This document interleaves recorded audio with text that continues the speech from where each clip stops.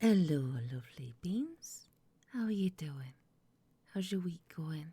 I hope you're doing well, smiling bright. We've got a big chapter today, chapter 12 of May Contain Traces of Magic, J.W. Wells & Co. Book 6.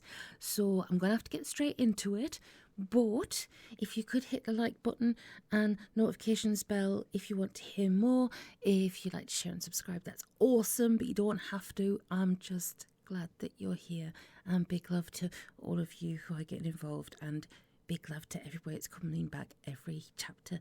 I appreciate you. I appreciate you so very, very much, because I enjoy doing this too. So, yeah, double win. we like the double win. Right, okay, so we're going to get into it. Make and Train Traces of Magic, J.W. Wells & Co. Book 6, Chapter the 12. Well, of course, SatNav replied. You did ask where you were, didn't you? Yes, but there you go then. At the end of the tunnel, turn left.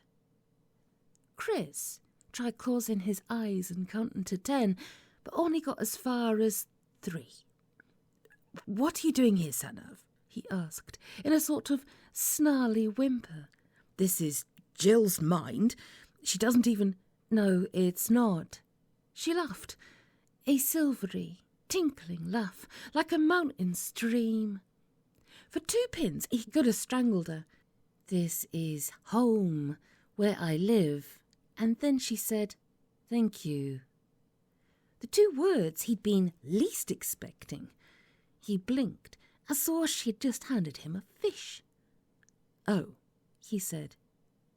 Right, and then... Why? She laughed. For setting me free, of course.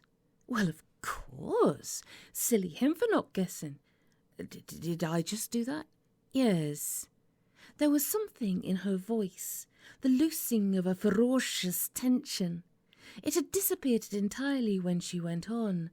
Well, I'm here, aren't I? So yes, I must be free. Thanks. Tacked on with a sort of soupy breathlessness that put him on edge right away. To you.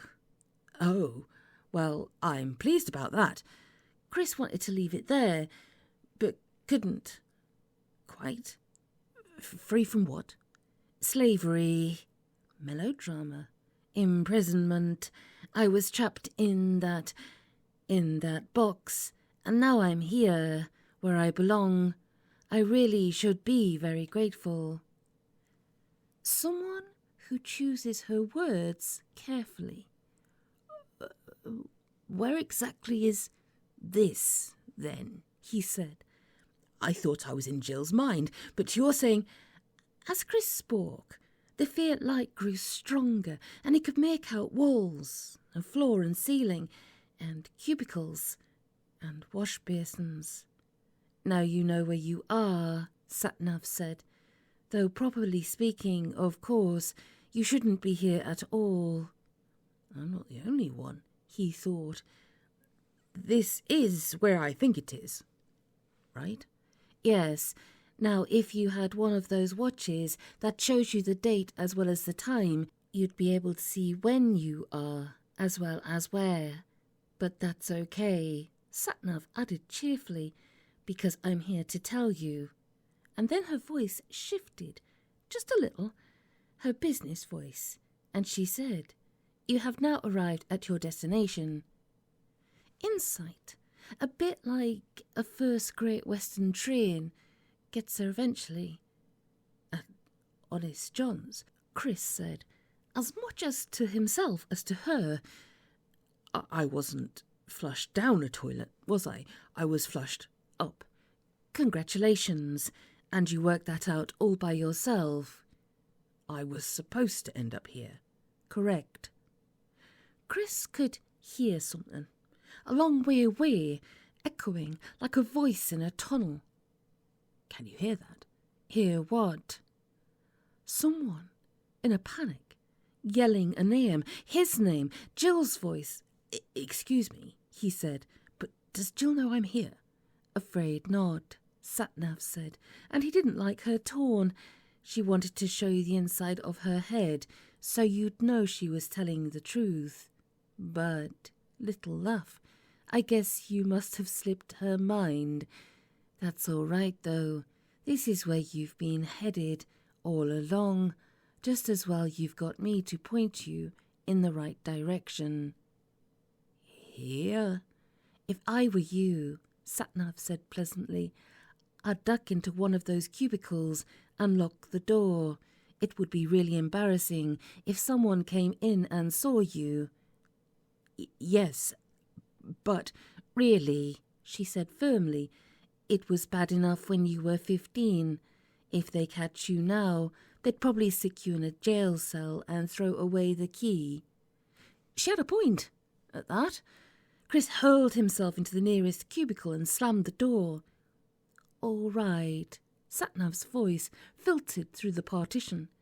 Yes, look, can I go home now? I don't like it here. Shh, someone's coming. He shushed, carefully slid the bolt across and sat down on the toilet seat.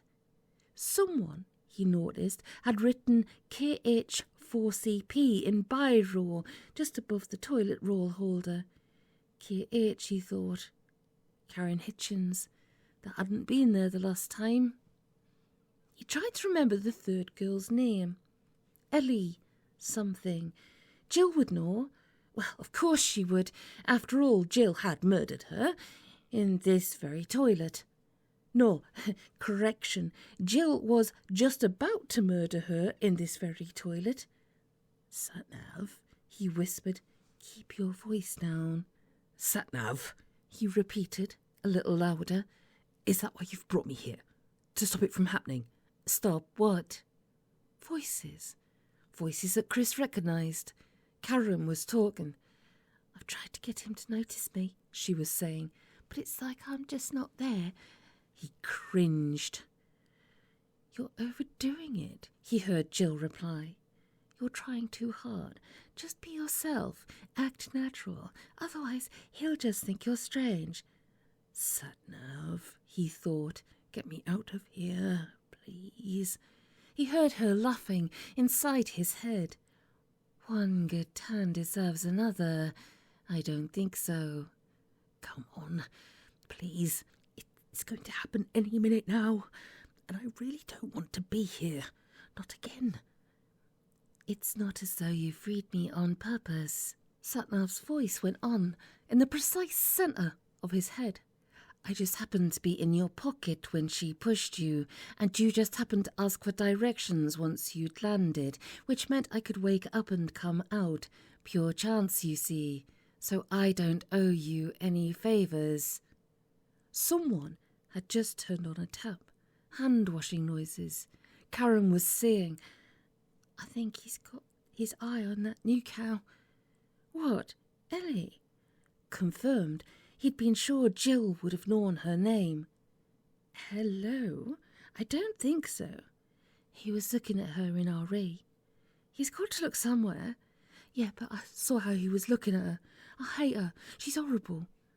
Next door, Chris heard the sound of a bolt moving, the creak of a hinge. The conversation stopped dead, and then he heard Karen say in a tiny little voice, Hi, Ellie. No one ever, he thought. I can save her just so long as I... And then he thought, hold on. Next door? Isn't that where SatNav... He heard a swish, and then the scream, and then the scream's abrupt end, as if the sound had been sliced off with a blade, and he thought, cuts through anything. Then a silence that was the scream in negative, equal and opposite, and then Karen's voice saying, Jill...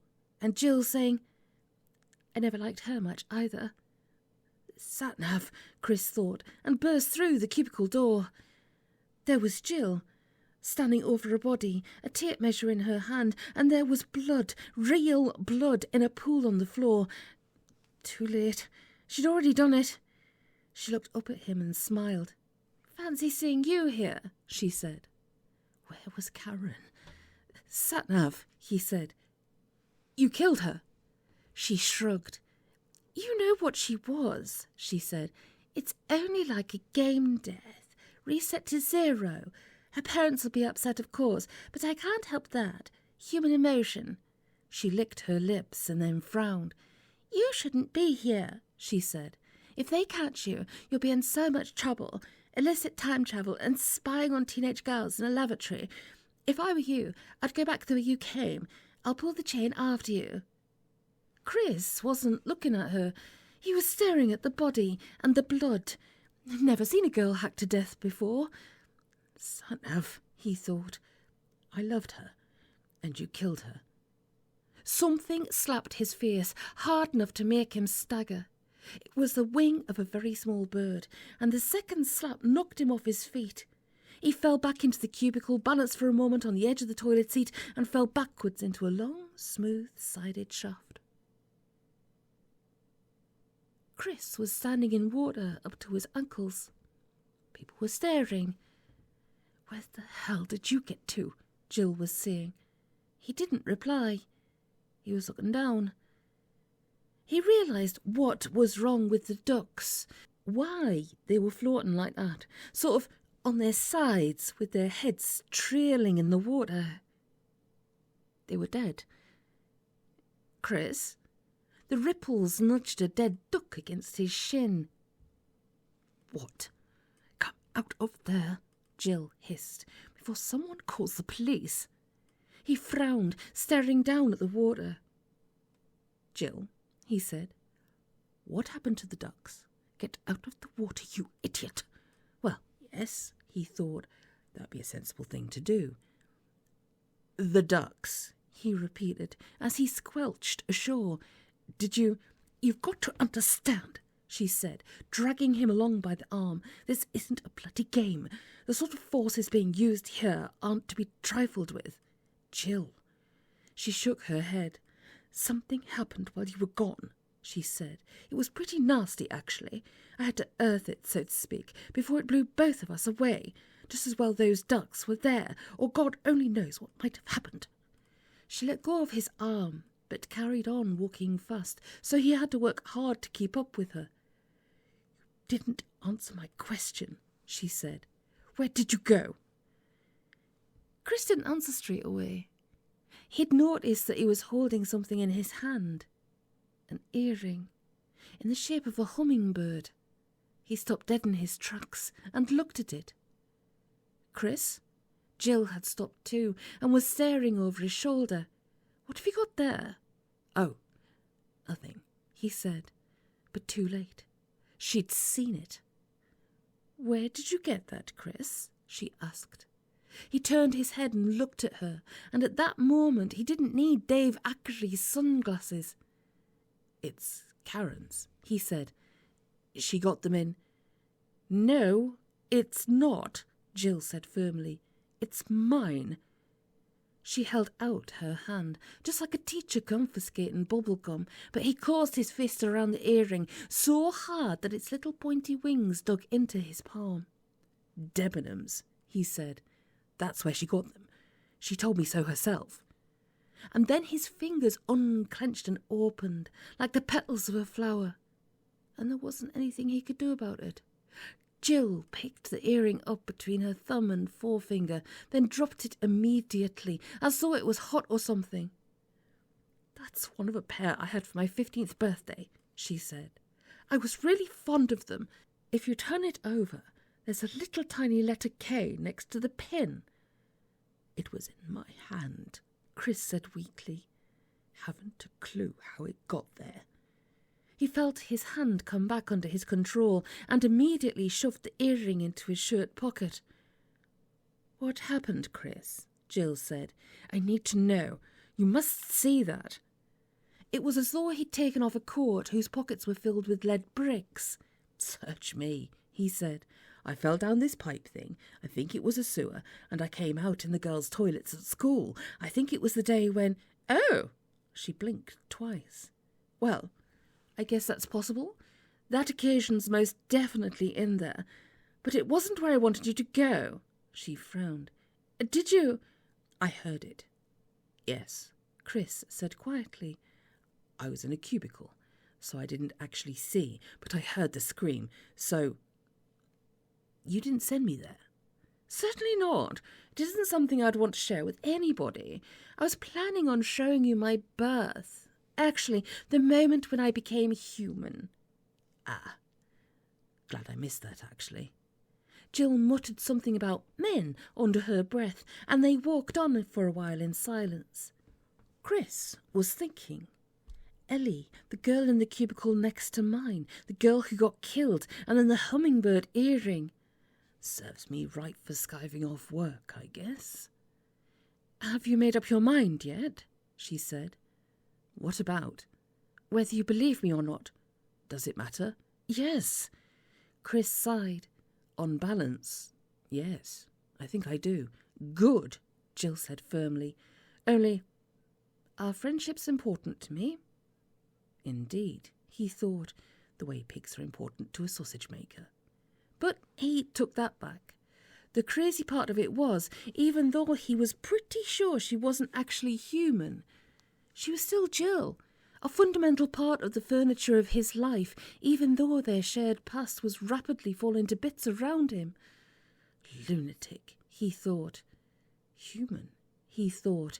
And of course, it's our duty to embrace diversity in all its many splendid forms. Right, he said. What now? She looked at him.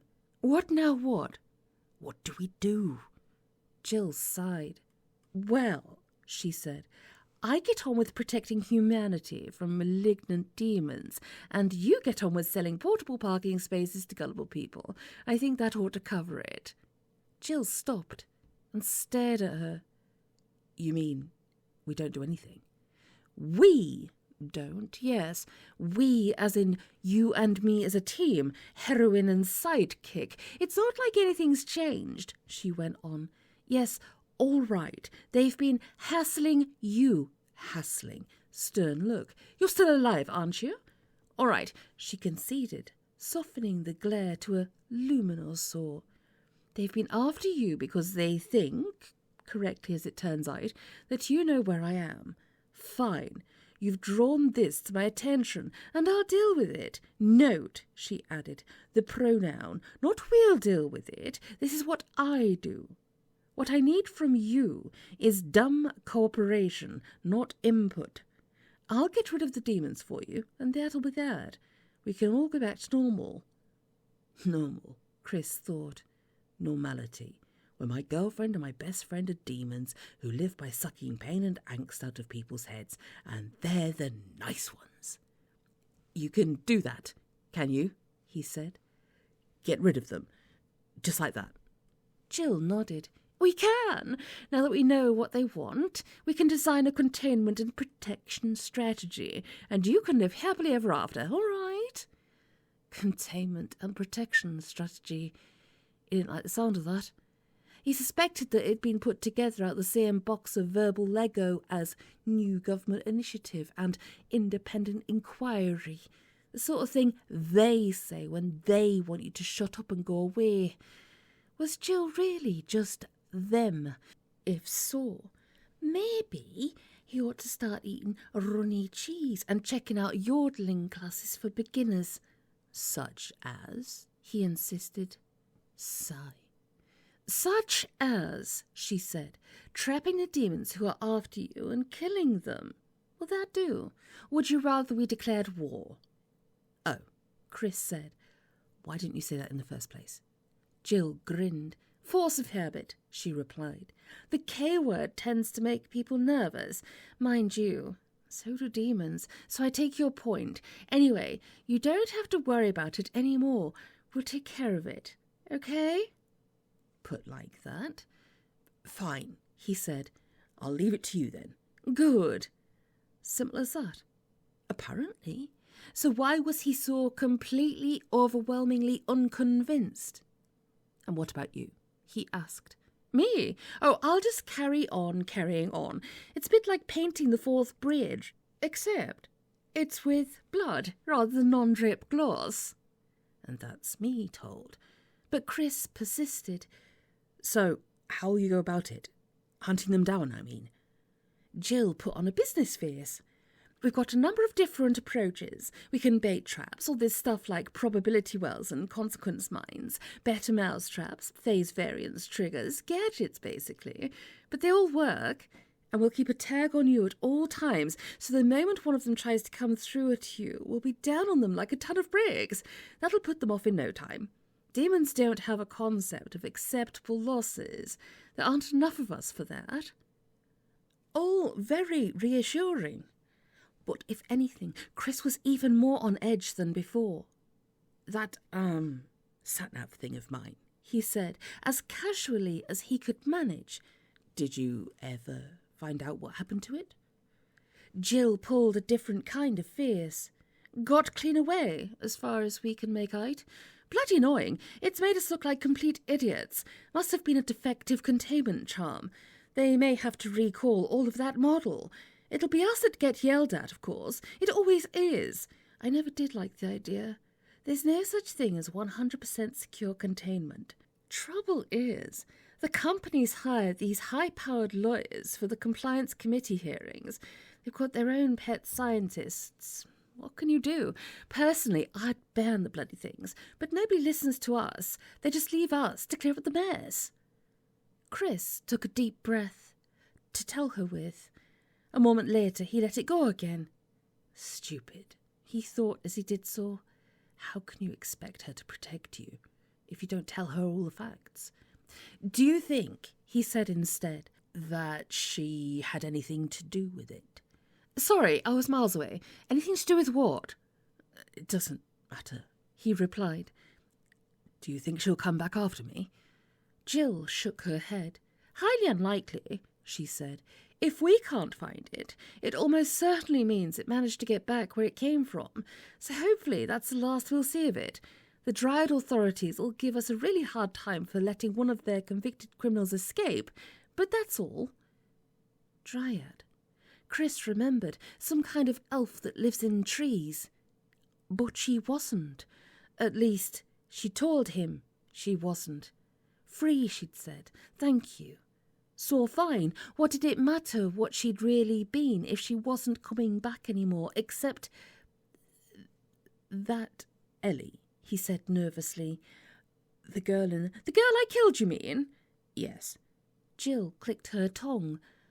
For your birthday, I'm going to buy you Tact for Dummies. Promise me you'll read it. That girl, he said firmly. You're absolutely sure she was a demon? She looked at him as though he'd just hit her. What's that supposed to mean? She couldn't have been something else.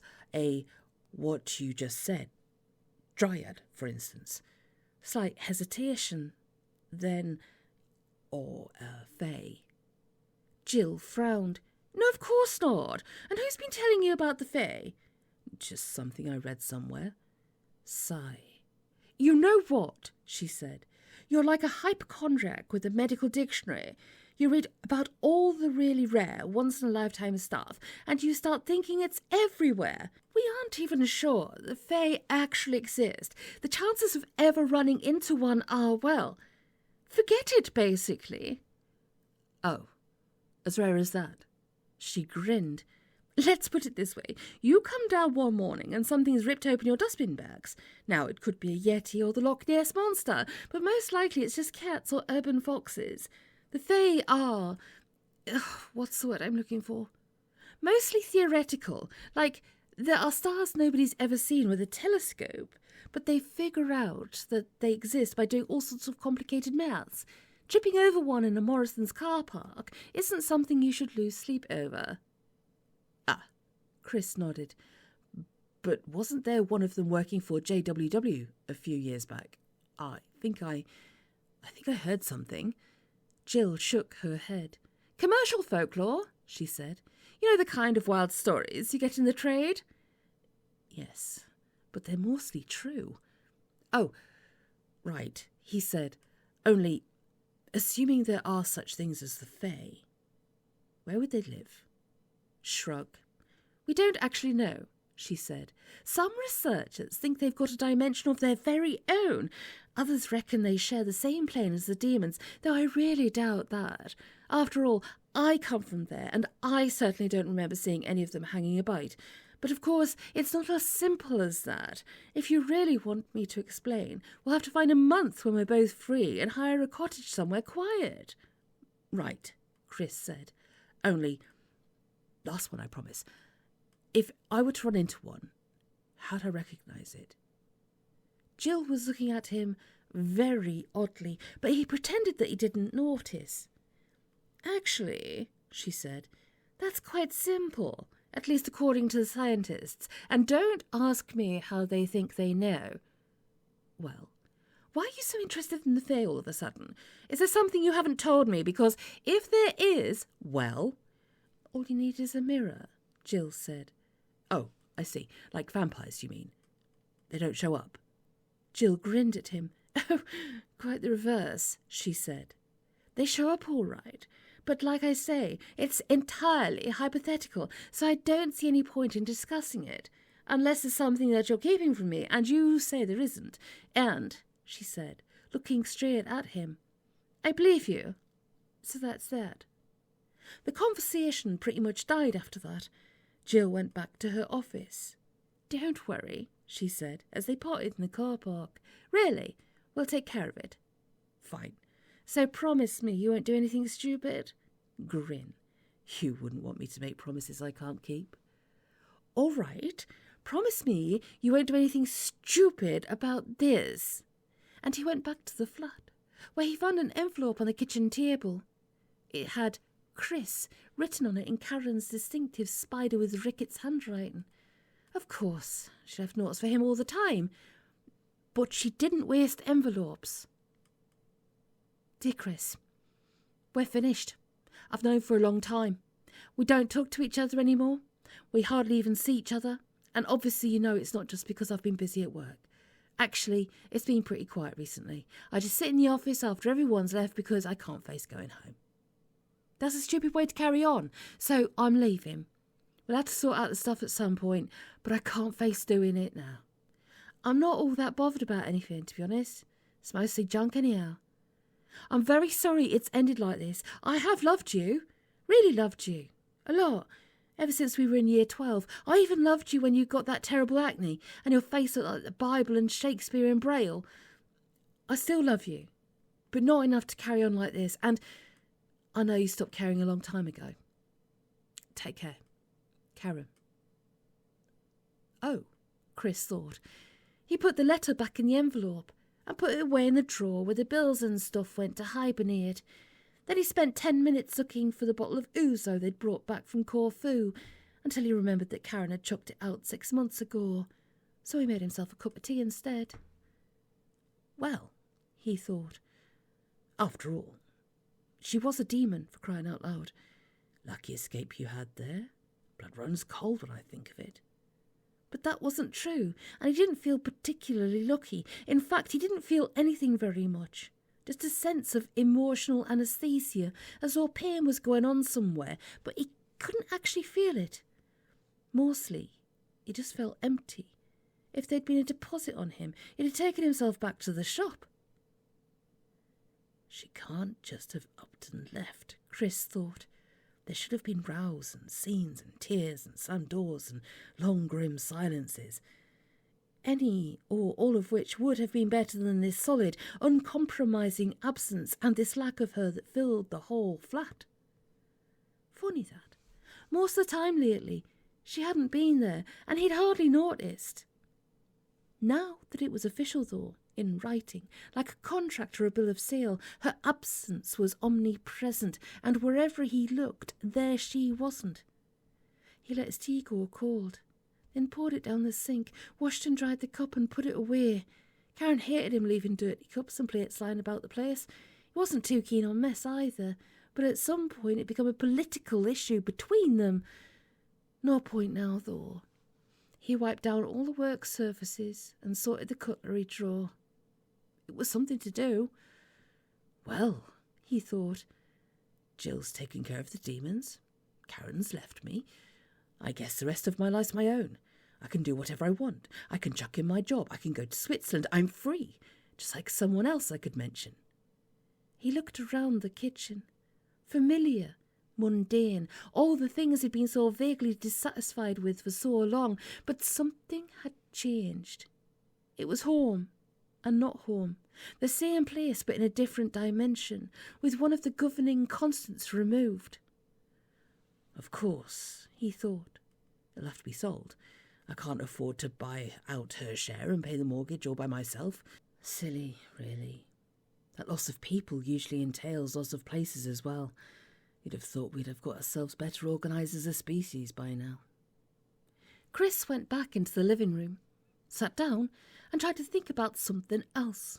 Demons, the fae, interdimensional conduits, all the stuff he'd learned today, so relevant to the desperate, life-threatening nightmare he'd found himself trapped in. But he couldn't make himself concentrate on any of those things.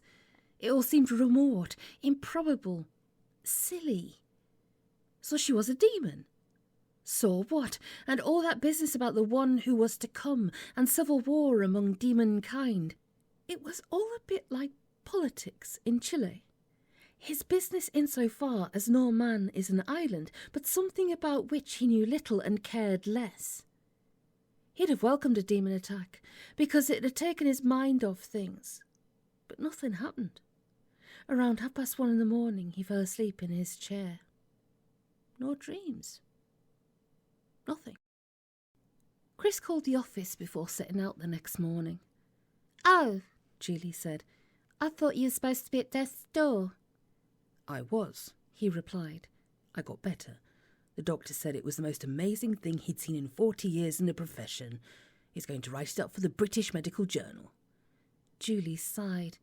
"Well, I rearranged all your calls like you told me to, so there's nobody expecting you today." "Not to worry," he replied. "I'll go round same as usual, and if they say anything I'll tell them you got hold of completely the wrong end of the stick and it's all your fault. You don't mind, do you? For the good of the firm." "You sound odd this morning. You sure you're not still feeling ill?" "Never better." "I assume you got a sick note from the doctor?" Drat. Chris smacked his forehead with the palm of his hand, loud enough so she could hear. "Knew I'd forgotten something. Never mind. You'll just have to take my word for it. After all, when have I ever lied to you?" He put the phone down on her reply and went to Shrewsbury, where he sold sorcery sauce 9 dozen BB-27 gears without even realising, not to mention a full container load of desiccated water. "While we're on the subject," he asked, "you wouldn't happen to know what people use it for, do you?" The young man behind the desk shook his head. "Not a clue," he replied. "Fuck," Chris said. "Oh well, not to worry. You could try looking it up in the book," the young man suggested. "What book?" "The Book of All Human Knowledge. You know," he added as Chris stared blankly at him. "The one you just sold us 50 copies of." "Oh, that." Chris shook his head. "Waste of time. Completely useless, that thing." Though Chris wasn't aware of it at the time, that was the turning point, the start of a selling blitz that would be talked about in hushed voices at every JWW retail sales conference for the next 10 years. Honesty, the best policy. The more he told them what rubbish the stuff was, the more they ordered, though, interview later for the trade paper, some of the buyers apportioned equal weight to his aggressively brisk manner. Just couldn't say no to him in that mood, they said. For 2 weeks he raged across the Midlands like a lava flow, piling up orders in his wake like strewn boulders. Mr. Burnotts kept trying to ring him, but he was too busy selling to take the call. He said he'd ring back, but forgot to. Mr. Burnotts didn't seem to mind at all. Mr. Burnotts had to get onto the shippers to double the quantities of 4 or 5 lines, since Chris had single-handedly emptied the warehouse shelves. Unable to reach him by phone, Mr. Burnotts sent him an email to let him know he'd been nominated for Salesman of the Year. He couldn't be bothered to reply. 2 weeks. No demons. No Karen. Jill had left a couple of messages on his machine, but he didn't bother returning them. He found his way around using signposts and a map and never once got lost. On Sundays, when the shops were shut and he couldn't call, he sat in his chair instead at the ceiling. The little hummingbird charm had disappeared from his rear-view mirror, though he might have chucked it out himself. He couldn't remember. He asked everybody he could think of, but nobody had any ideas about what people use dried water for. Chris came home one evening to find Jill waiting on the doorstep. "I phoned," she said, as he opened the door, "but you never called back. I was worried." "No need," he replied. "I take it you've heard." "Heard what?" "Up the stairs to the flat. Still not there." "Karen left me. Funny. I'd have thought you'd have known by now. You know everything." "She left you?" "Mm-hmm." He went into the kitchen and put the kettle on. "She reckons we're through. Nothing left to say to each other. Tea bags in cups, one sugar for him, none for her. I don't know. Maybe she's right. Biscuit?" Jill shook her head, and he remembered. She can't eat biscuits unless they're steeped in human misery. Well, she'd come to the right place for that. He took the lid off the jar. He kept his biscuits in a special jar nowadays. He'd bought it a couple of days ago, of his own free will and everything, and helped himself to 2 chocolate digestives. At the end of all things, when the sky folds up and the walls close in and all the lights go out, there is still chocolate digestives. "That's," she hesitated, then said. "Dreadful." Wasn't the first word to come into her head, though. "I'm sorry. I always thought you two—" "Really?" Chris shrugged. "Never could understand it myself. 2 people less suited to each other would be rather hard to find. I mean, take Karen. Beautiful, intelligent, dynamic, forceful, ambitious, motivated." He paused, then grinned. "A demon," he added. "And then look at me. Might as well be a different species. Well," he added, "I am a different species, as a matter of fact. But I really don't think that was anything at all to do with it." He poured the tea, adding her dash of milk. The colour of old walnut furniture was how she'd once described her perfect tea colour. "Can you actually metabolize this stuff?" he asked curiously. "Or does it just go right through you?" "I like it," Jill replied. "It's one of the few human foodstuffs that carries a built-in emotional charge. You know, tea and sympathy. Coffee, on the other hand, gives me heartburn." She took the cup from him and said, "She really did love you." Shrug. "Maybe," he said. "I'm not sure I ever loved her, particularly. Not while we were together, at any rate." He sat down, took a deep swig of tea, and closed his eyes. "I take it this is going to be your dinner," he said. "Yes, but I'm genuinely concerned, too." Shrug. "You can believe that or not as you wish." "You've never lied to me," Chris replied. "Anyway, where was I? Oh yes, Karen and me. Looking back analytically, it's hard to say. When we got together, it was the classic rebound thing on my part. I couldn't have the one I really wanted." He looked at her and then lifted his cup in a mock toast. "And there was Karen, who seemed to want me for some reason, best known to herself. So I thought, well, she'll have to do.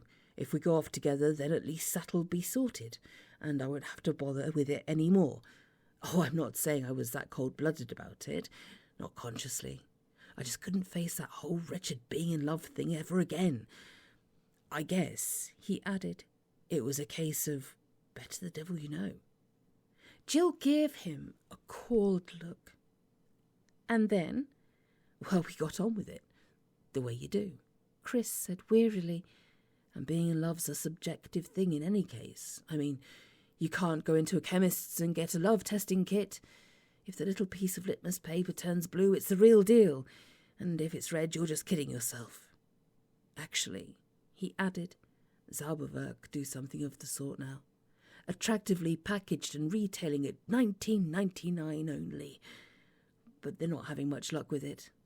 I guess when it comes right down to it, most people just don't want to know.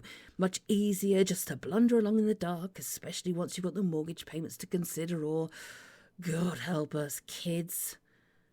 After all, even true love composts down into force of habit eventually. I guess, deep down, I was hanging on waiting to reach that stage when it wouldn't really matter anymore whether I'd ever really loved her in the first place. Oh well, he said, opening his eyes and sitting up. Anyway, that's my news. What about you? Jill was looking very sad. That's the other reason I came to see you, she said.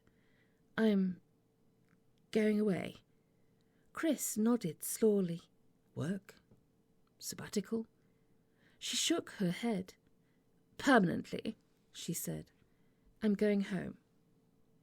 It took about 5 seconds for it to sink in. Home? Yes. He shook his head. But you can't, can you? He objected. I thought you were in exile, all that kind of stuff. Not anymore. She was looking past him, rather than meeting his gaze. There's been developments, she said. Actually, it's been quite an exciting couple of weeks. Basically, the civil war's over. We've reached an agreement, which means, she said quietly, I can go home. Chris realised he'd been holding his breath. That's great, he said, voice as flat as a snooker table. I'm really pleased. Jill grinned at him. At least her face muscles pretended she was grinning. Well, I did say I'd sort out the mess for you, she said, and this is the only really sure way. Now the war's over, they won't have any reason to come after you. That wasn't the only reason, of course, but it was a reason. Thanks, he said. You're welcome, she replied gravely. Anyway, that's what I wanted to tell you. And don't say I never do anything for you. He nodded. So, he said, the war's over. You're going home. Karen's left me. Angela's dead. I can look forward to a genuinely demon-free existence. That's... He frowned. That's good, I suppose. You don't sound particularly pleased. That's me, never satisfied. Jill drank her tea. How's work? What? Oh, that. Not so bad. They've made me salesman of the year. Really? Chris nodded again. I've sold more stuff in 2 weeks than anybody else did in the whole of last year, so it wasn't exactly a close-run thing. Mr. Burnotts is recommending me for area sales manager, which is nice of him. And to think, he added with a ghastly smile, Karen always said that I'd never amount to anything. He stopped as a thought hit him. I suppose she'll be going home too, he said. I don't know, Jill replied. To be honest with you, I never did find out exactly what she was doing over here in the first place. It wasn't quite a wire stretched across the road moment, but it was pretty close. Oh, he said. I assumed she was here for the same reason. Not at all, Jill replied. Nothing to do with the war, as far as I know. I did ask her several times. And? Told me to mind my own business, Jill said, flushing slightly. So I did. Oh, Chris frowned. So you don't think this peace thing could have anything to do with her leaving me? The look on her face more or less summed up all the reasons why he'd always liked her. I don't know, she said gently. It could have, I suppose. But you don't think so. Fine, it was just a thought. He stood up and gathered the empty cups. Well, he said, it's going to be rather quiet around here, with only us humans, and just think all this emotion going to waste. He grinned bleakly. If you like, I could fix you up with a doggy bag. He got the impression that Jill didn't think that was funny, so he put back the solemn face and asked, So, when are you off then?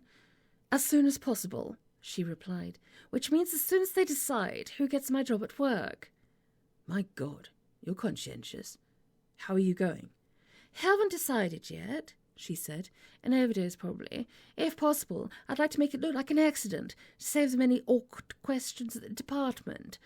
Trouble is, though, most human poisons don't work on me, so it may have to be hanging or a fall from a tall building.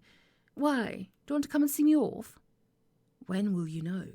Soon, she replied. I'm helping the board interview the 3 likeliest candidates tomorrow morning. They'll make their decision, and then, well, off I'll go. Maybe tomorrow evening. Maybe early the next day. I see, So this is goodbye forever, Chris thought. Melodrama. Fucking melodrama. When he thought he was clear of all that at last. I was about to say have a safe journey, but that would be defeating the point of the exercise. Jill smiled bleakly. I'll miss you, she said. He turned away. Be sure to send me a postcard. Movement at the edge of his vision. She'd got up. Thanks for the tea, she said. I hope everything works out for you. The new job and everything. Fuck the new job, he replied levelly. Goodbye, Jill. Thanks for being my friend. My pleasure. Chris didn't turn round until he heard the front door click. Then, and only then, he lay back in his chair and closed his eyes. No tears, he noticed, not the slightest inclination to weep. He had to be alive for that, and he was fairly sure he was dead inside, like an old tree.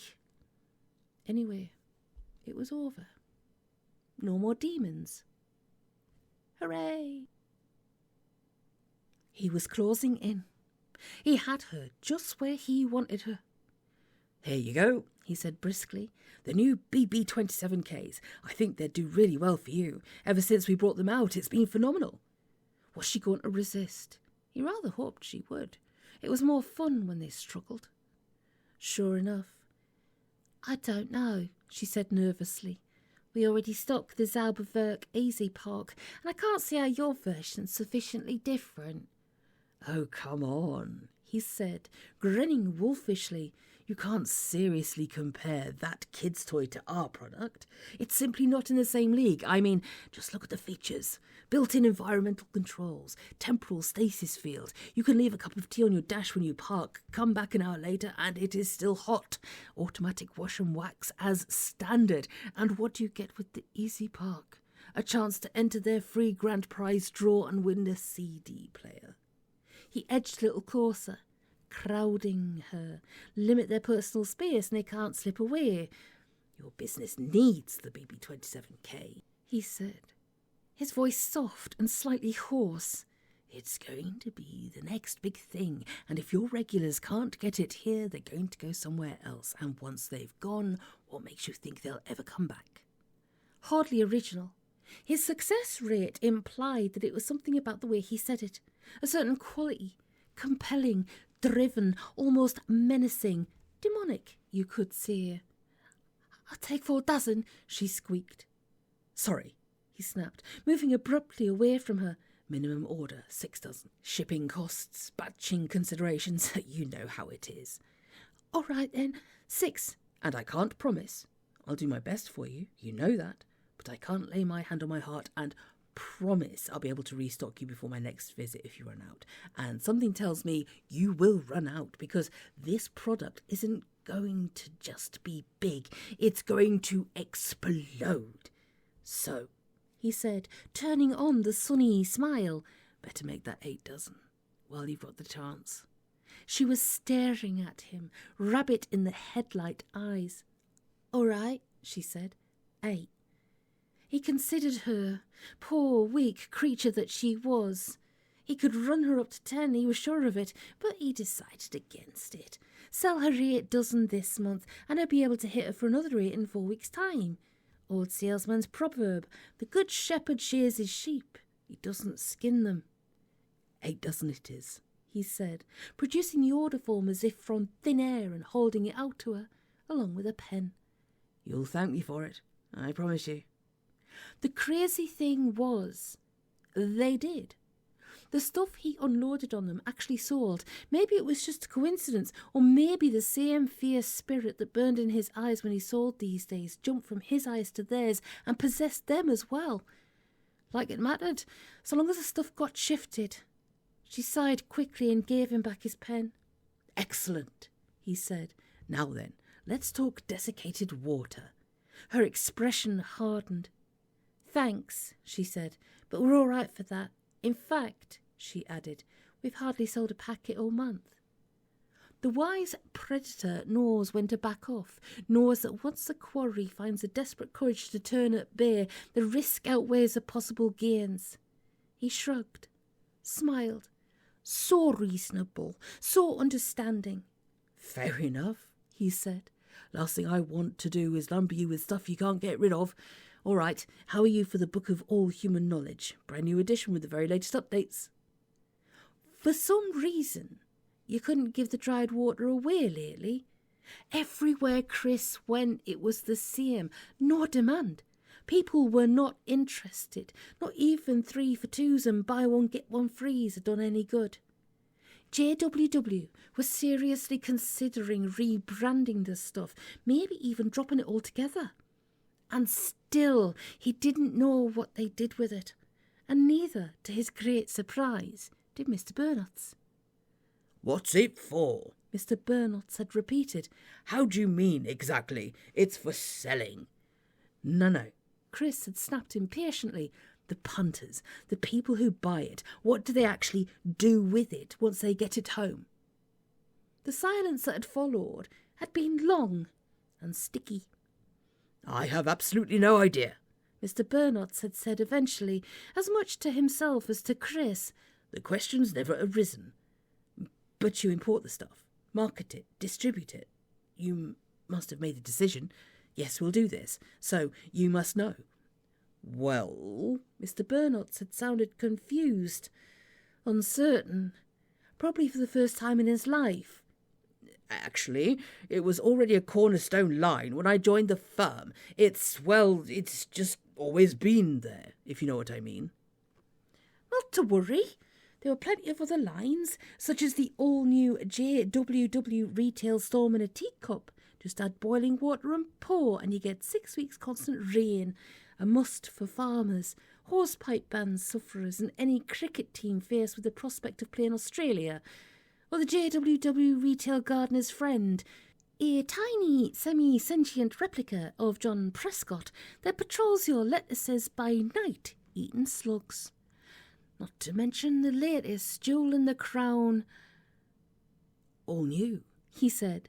Nothing else at all like it on the market right now. 110% guaranteed and backed up by the JWW name, which stands, as you know, for quality. Most of all, though, 120% certified safe. She looked at the box. Her nose twitched. We don't do them, she said. Policy. He smiled. He looked a challenge. Then you're going to miss out on the biggest thing to hit the trade since flying carpets, he said. I know what you're thinking. People are afraid of the very concept. It's just too much hassle waiting to happen. But, no disrespect, you couldn't be more wrong. This is the product that's going to change all that.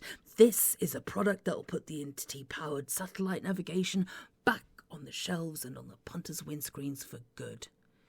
I dunno, she mumbled, and he knew he'd got her. He relaxed into the patter, completely redesigned containment technology, new added foolproof backup safeguards, firewalls, metaphysically sealed captive environment cells. The entity isn't even present in our dimension. You talk to it through a non-return valved portal, so there's absolutely no way in hell it can possibly get out. It's just, you hear things about them, she said. People have been taken over and all sorts. My cousin Jackie's hairdresser's nephew. Tell me about it. He broke in sharply. Been there, been possessed by that. She looked at him. Really? Nod. It was really bad, he said gravely. I got a rogue entity. It messed with my head. It was touch and go for a while. So, he went on, if I'm endorsing the new JWW safety nav, after all I've been through personally, you can bet it's completely, utterly safe. 130%. She narrowed her eyes. You've got one in your card in? Naturally, he lied. Don't know where I'd be without it. Slight pause, the time it takes for a split to widen to a crack. Well, she said, if you've got one, I guess it must be all right. OK, I'll take a dozen. 2 dozen, he said, as though pointing out a careless mistake. 2 dozen. How much did you say they were again? Last call of the day. Still, there was always tomorrow, and the next day, and the next, and the next, and the next. New worlds to conquer, new records to break, until the time came for his elevation to Folkestone, the area managership, followed in due course by a seat on the board, the inner circle, the MD's personal parking space. It was inevitable. He had the momentum, and nothing could break it. Chris drove home, rather longer than he'd anticipated, thanks to a poorly signposted diversion that led him to seeing parts of the Midlands he'd never knew existed. Parked, climbed the stairs to the flat. He had a load of paperwork to get through, which suited him fine. Nothing kills time and deadens thought better than invoices, requisitions, stock chits, expenses claims, timesheets, and the GZZ14A, a green form of which Folkestone was particularly fond and for which he could see no purpose whatsoever. He turned his key in the lock, walked in, and stopped in his tracks. There was something on the little telephone table in the hall that hadn't been there when he'd left for work that morning. He looked at it. It looked at him. It was a man's severed head. "Hello," it said. Chris's eyes were as wide as hubcaps. "Hi, John," he replied. Ooh. See, Tom Holt did his absolute special, and it reminds me of that Missy Elliott song. He flipped it upside down and reversed it. It's like, ho ho. So all the lasses have gone. John's head comes back. The job's going great. Might be getting a promotion. Where's it going from here? Is it all peace, tranquility and lilies? Or is it not? Is something about to happen? Is it going to twist and turn and explode and go a bit chaotic? Who knows? Freaking love Tom Holt. I can't even. So, we're cracking on. We're cracking on. Just a couple more chapters to go after this one. And that means next week, maybe next week we'll be starting a new one. Oh, which is always interesting, but we'll just enjoy this one for now. So, hopefully I have another chapter for you in a couple of weeks. So if you can, hit that like button if you enjoyed this chapter. Any comments, any feedback, any little chitter-chatter is always good. We love it, we love it. And I'll be back in a couple of days. Stay safe, get lots of good rest, and I'll see you soon, Paddle. Take it easy. No, it wasn't. We will mend it, we will fix it, we will stick with sis and glue. Oh, my life.